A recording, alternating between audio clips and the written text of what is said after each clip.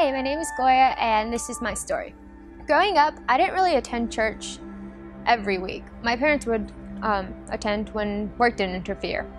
And most times they asked me if I wanted to go, but I always had an excuse to stay home. When I did go, I was that typical kid who never paid attention, daydreamed, or fell asleep. In third grade, I was switched to an honors class, and it was midway, so everyone in the classroom knew each other, and I had no idea who anyone was.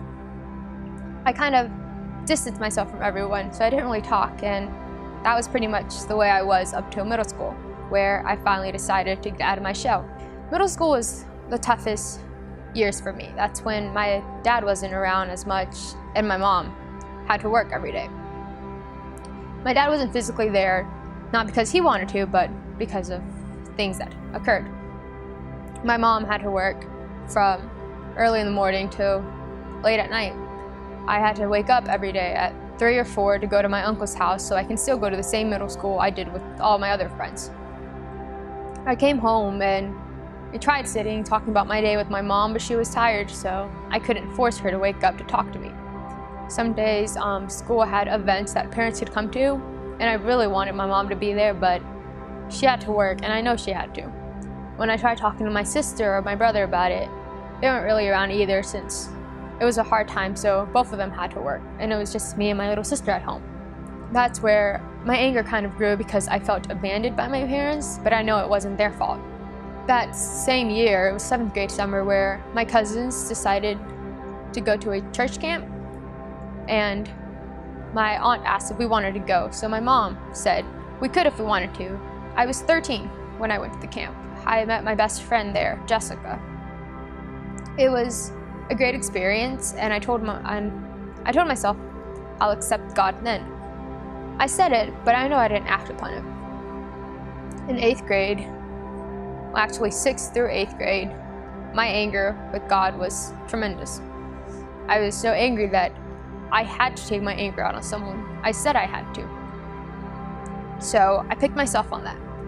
I decided to take my anger out on myself. And I know I couldn't tell my parents because they had a hard time going through what they were going through. And just knowing that their daughter did what she did would hurt them. So I didn't tell them. But throughout middle school, I self-harmed. I kind of went to my guidance about it, but I didn't tell her everything because I knew she would tell my parents, and that's the thing I didn't want. In 9th grade, I remember it was the second day of 2016, so January 2nd. I remember the day because something happened. I was sitting in the back of my aunt's car with my aunt, my younger sister, and my older sister. We were in Florence watching my cousins play. It was halftime, and my sister got a call. It was from one of my aunts. My sister was speechless. She was crying, and I knew that whatever it was, it hurt her because my sister never cries. So I asked her what the call was about, and she told me, and I had no words. I felt my heart literally break. That's the day I found out that someone who meant the world to me did something that I will never forget. They were like a second father to me, and the person I looked up to the most. Knowing that they did something that I'm never going to forget kind of hurt. And at that moment, I was angry. I was angry because I knew it was going to hurt my mom the most. After that, I stopped pursuing God. I stopped asking about Him. And I kind of just gave up on it. And then my friend invited me to a church. I went to the church.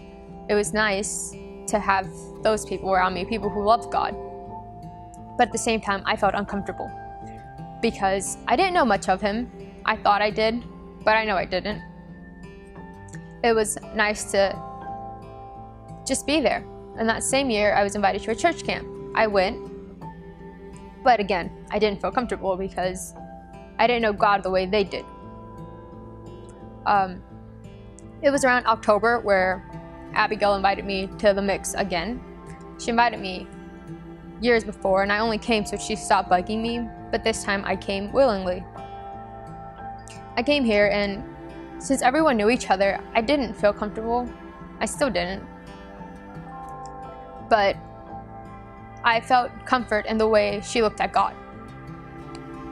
I came to a few more mix because I said, hey, I'm going to give it a try this time. And there was one topic at the mix that really hit me. It was when Scott said that if you're still breathing, God's not done with you. You have a purpose on this earth. And I really thought about that. So I came to more mix and I saw my friend on stage singing, and I saw another friend helping out, and that really touched me because I know what they've been through. And that made me realize that I need more of Jesus in my life. I need him there for me.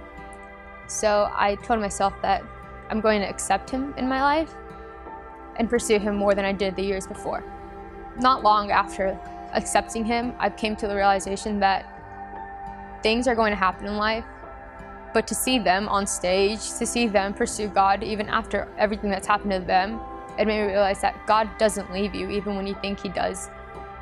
He's going to stick by you through the good and the bad, and that's probably the most comforting thing that I have thought of. So that's really when I started to accept God in my life, to see anyone who I know has been hurt, but they accept God as their main source of happiness. And well, that's my story.